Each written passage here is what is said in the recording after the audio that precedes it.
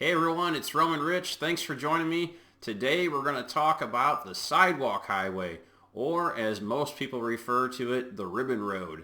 This is a section of historic Route 66 in Oklahoma running from Miami to Afton. It's a little 9-foot wide section. Let's go take a look real quick. I'll bring up some pictures so you can see what it is we're talking about and how we're going to save it. Here it is right here. Let's build this up a little bit. There you go.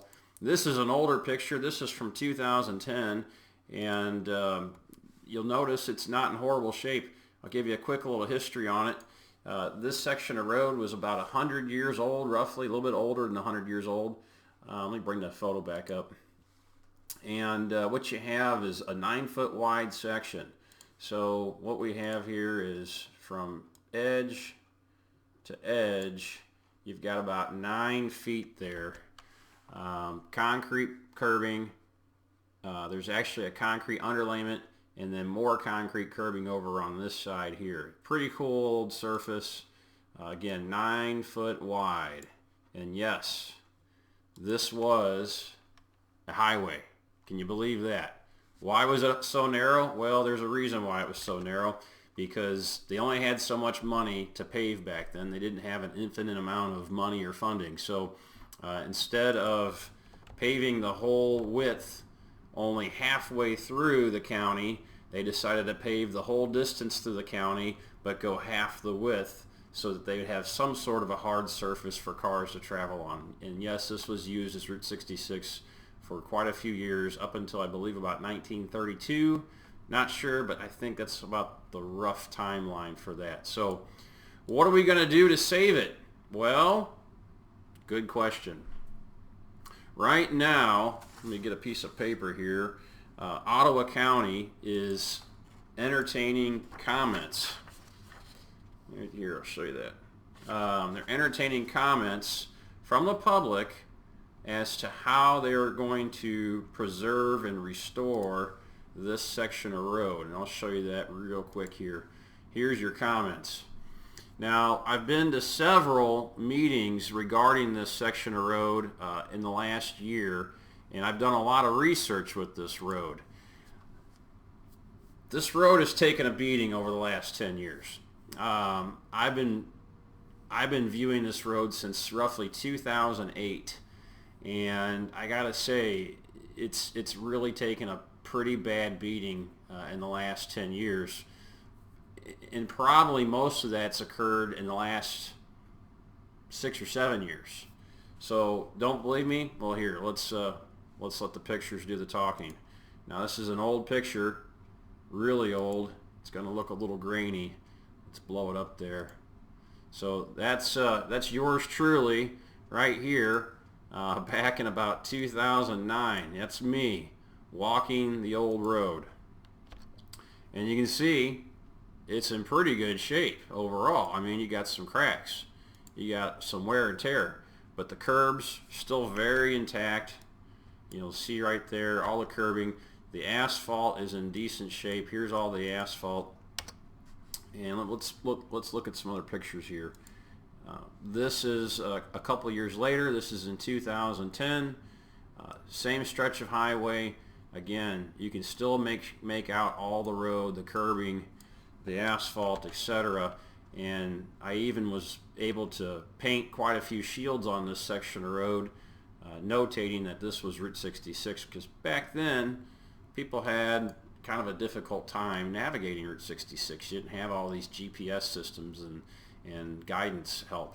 You had a book, a map, and your intuition. So I used to paint these shields on the road quite often so that people would be able to find it. And actually, this shield is long gone. I couldn't even tell you where it was at because of what happened in the future, which is something like this. Now, would you believe this is the same section of road? It's hard to believe. There's your curbing right through here. Your asphalt, let's see, where's your asphalt at? Your asphalt's right in there, and then you're going to have some more curbing probably right about there, I think. Maybe there. It's really hard to tell. It's probably right there. It's sad. It really is. Let's look at it a little bit closer. This has just been annihilated. So what happened? You know, this is a few years later. This was in let's see here, probably 2018, 2019. So this is what happened. The road was graded over with rock. For whatever reason, I don't know why, I didn't do it, but the county put rock over the top of the sidewalk highway. Maybe they thought it was a great idea to help preserve it and then to help give a harder surface for locals to travel on. The problem is, and pay attention to this because this plays into our solution for preservation. When they covered this surface up, let's go back and take a look at it. When they covered this surface up with gravel, as shown here, and here, and here, and here, they had to maintain that gravel. And how do you do that? Well, they do it with a grader. Well, a grader is this big machine. It has like a 12 to 14 foot blade on it, and it shifts up and down and back and forth, and it has all these great settings for basically what the name implies. It's a grader. It is putting a grade down a gravel surface or some sort of aggregate surface. And when they put the gravel over the top of this road, they had to come back over and maintain it, and they did that with the grader blade. And that's what you see here, is the grader blade literally chopped up, I'll give you a better view here, sections of the road. Just peeled it right off. And so that's a problem. If we're going to preserve this section of road, we need to make sure that we're not damaging it. And here you can see again, let me blow it up for you. You can see right here all the sections that have been lost. And you can see the gravel all in here. Here's all the gravel. And when the grader blade comes over, and this has been some years after they said, whoops, maybe we shouldn't be doing it this way, guys. Maybe we should take a closer look at what we're doing here. This is after that. So at this point, they had swept off a lot of the gravel, but then it uncovered all the damage that had occurred from this grading that took place over the last few years. So we went from this nice, beautiful looking historic highway to this covered up with gravel, chipped away, damaged. And actually this is more like it today. I took this photo just a couple weeks ago. This is what it looks like right now. So what do we do? What have I done? Well, again, I've attended these meetings, and I've gone above and beyond. And for those that don't know exactly what I do for a living, it's not Route 66 is not what I do for a living. I'm actually a paving company owner. I own a decent-sized paving company in St. Louis, and so I have resources pertaining to this type of work. So what I did was I took a sample of the highway, and before anybody crucifies me, I'm just going to give you my credit as to where I got the sample from. And let's pull up my screen again here. Okay, this fella here, his name is Malvin Burks. That's his lovely wife. I met them in 2010 and was given permission to go on their property to explore sections of old ribbon road that happened to be on their property. Now, a lot of it's gone, and Malvin is also gone. He died a few years ago. But I had a few samples, and I'll show you here real quick. Let's pop open the screen. So here is a section of ribbon road. This is 100-year-old asphalt, a little bit older, and this is important. I'll show you a comparison a little bit. But I got this from Malvin's property. That's the asphalt portion of the sidewalk highway. And here is some of the concrete that come from the curbing on the sidewalk highway. This is a chunk of concrete. Now, let me get back to my screen here, get you some stuff. I took a sample of all this and took it in to a laboratory that I deal with here in St. Louis, and you can see that we've got our asphalt here and in here. And then we have our concrete here. And so these were actually married together. These pieces were as of one. Right in here you can see the darkness on the concrete. That asphalt was stuck to this concrete right here. And so I had a lab analysis performed on that asphalt, and what they did was they sacrificed it, melted it down. What we're looking for, and I'll just give you a quick education, is the asphalt content. Asphalt content is what we're looking for when it comes to asphalt. And so where we're at here is the AC, that's asphalt content. That comes at 7.2%. That is very high. That is a very high asphalt content rating. That makes a difference. I'll tell you why. Because as of today, our asphalt has between about 4.5 and 5.2% asphalt. And you say, well, what difference does that make, Rich? Well, let me tell you why. I get my little research papers out here. When I looked at the, here we go. When I looked at the patent from Frederick Warren, who had filed a patent for Topeka asphalt. I've got it all right here. If you want copies of it, let me know.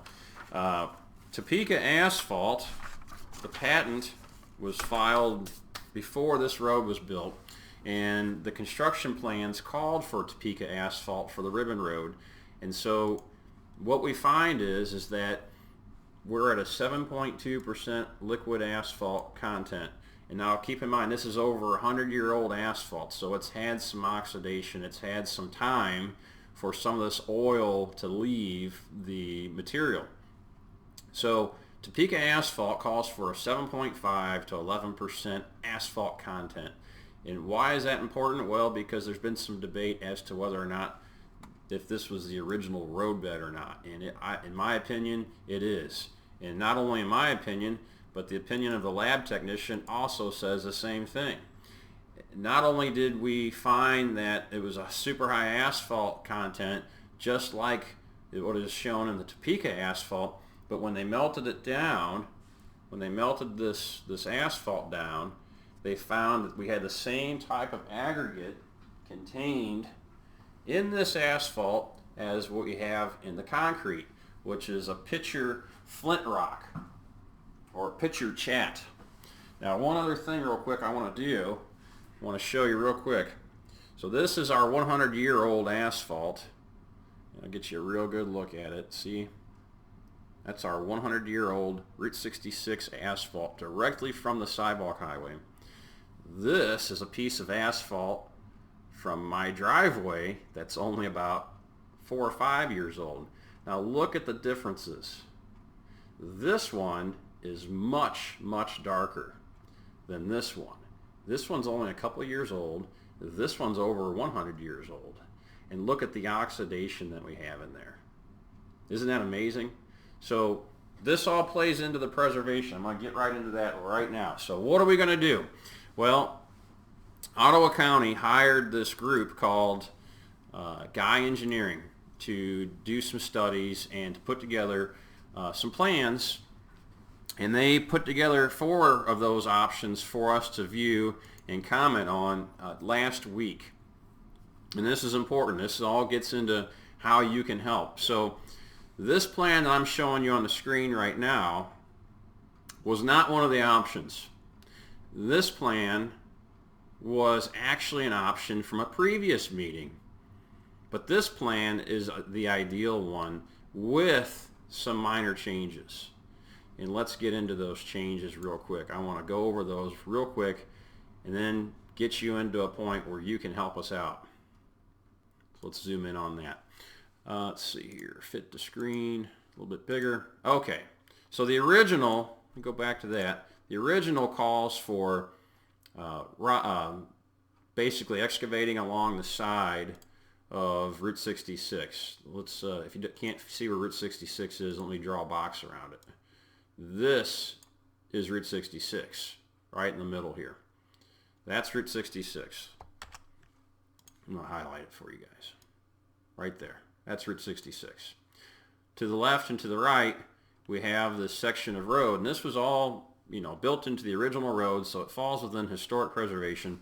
But what we want to do is put in good compacted dirt, a layer of fabric, some rock, some asphalt, and even more asphalt. Well, that's a great plan, except it doesn't fall within the guidelines of historic preservation, and it's really expensive. Doing all this work, putting in all this asphalt is going to cost a ton of money. So Guy Engineering withdrew this plan as one of the options. They had several other options, and I can go over them just real quick. So they had an option to go to one side of the road from Route 66. Here's 66. They could build another road off to the side. That was an option. Another option was, let's see here. That was digging away from Route 66 on both sides, adding gravel, which is probably one of the better options. And then separating Route 66 completely, isolating it from the actual road that would be traveled and just leaving it by itself. That was another option. Now, we've already weighed all this out. The Route 66 people would say, well, just isolate it and leave it there by itself. That's the best option. That's what we need to do, Rich. Well,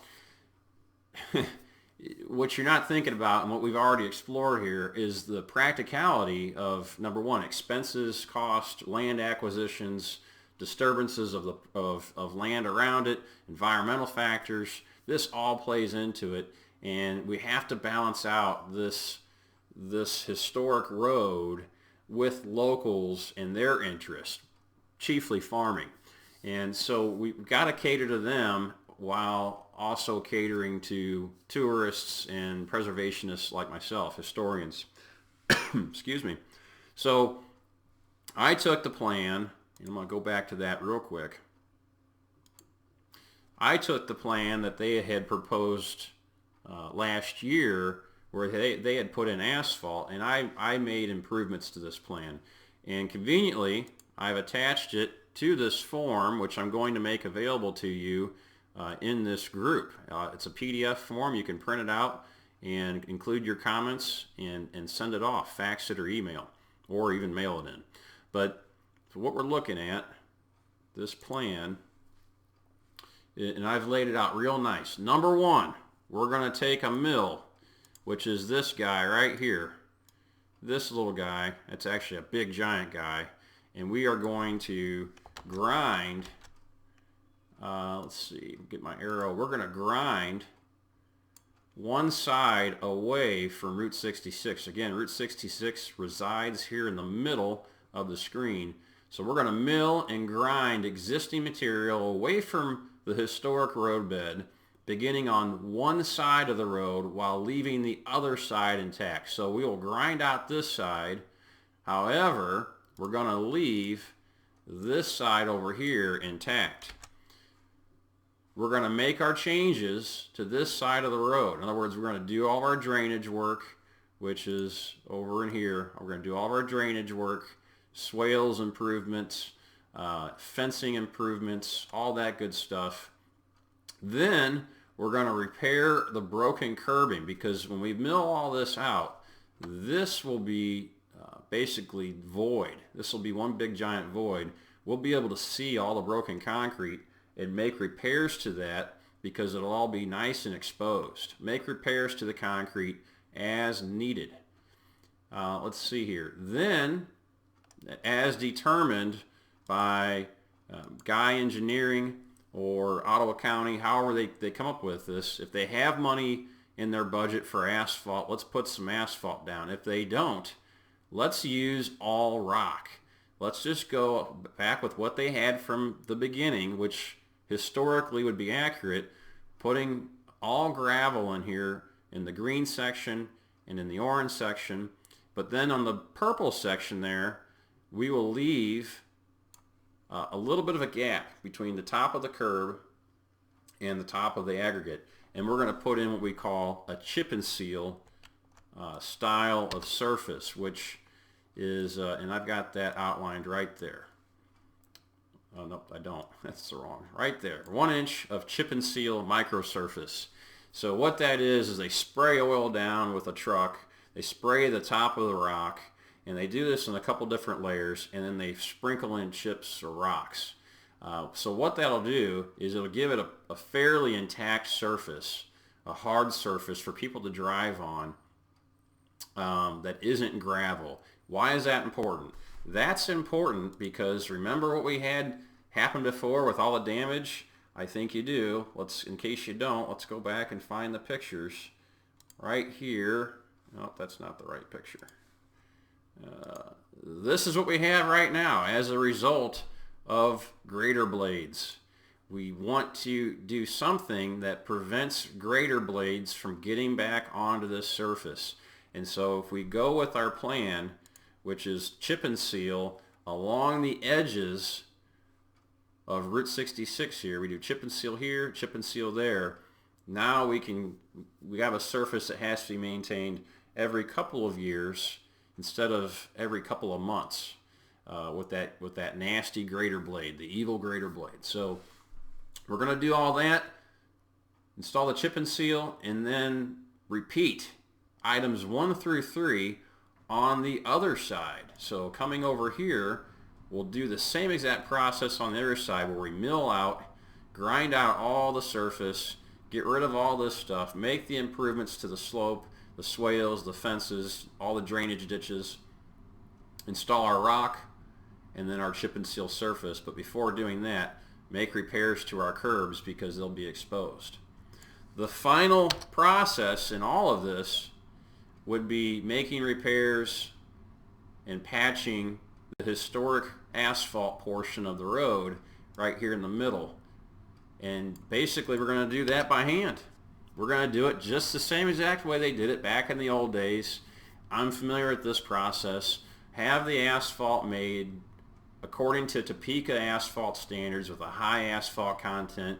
Use that pitcher rock and then put that into a hot box patch system where the asphalt stays hot, and simply have guys go along cleaning out the debris and everything from the asphalt, as you can kind of see here, and patching it back in. Just patching these areas back in by hand.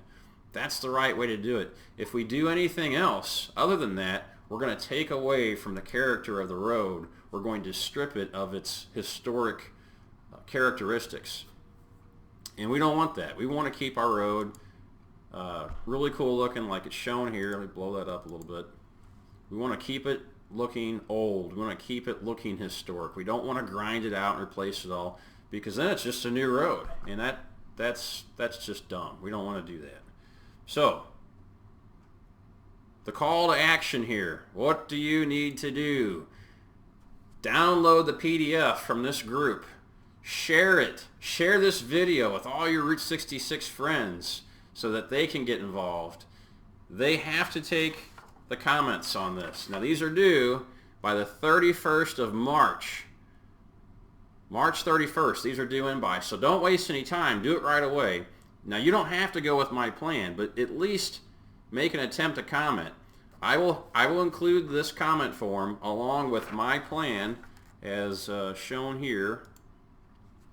And if you like my plan, include that in there saying I want to go with this plan as shown, and give your reasons why. Again, you can fax it, email it, or even mail it to Guy Engineering Services. They're going to take all these comments under consideration and come up with a plan. And I think if we do it my way, we're going to have the longest lasting, historically accurate road that you can ask for. Thanks for your help. Again, download the form, share all this with your friends. Thanks for spending 25 minutes with me. I apologize, but it's worth it. Route 66 is worth it. I'll see you down the road.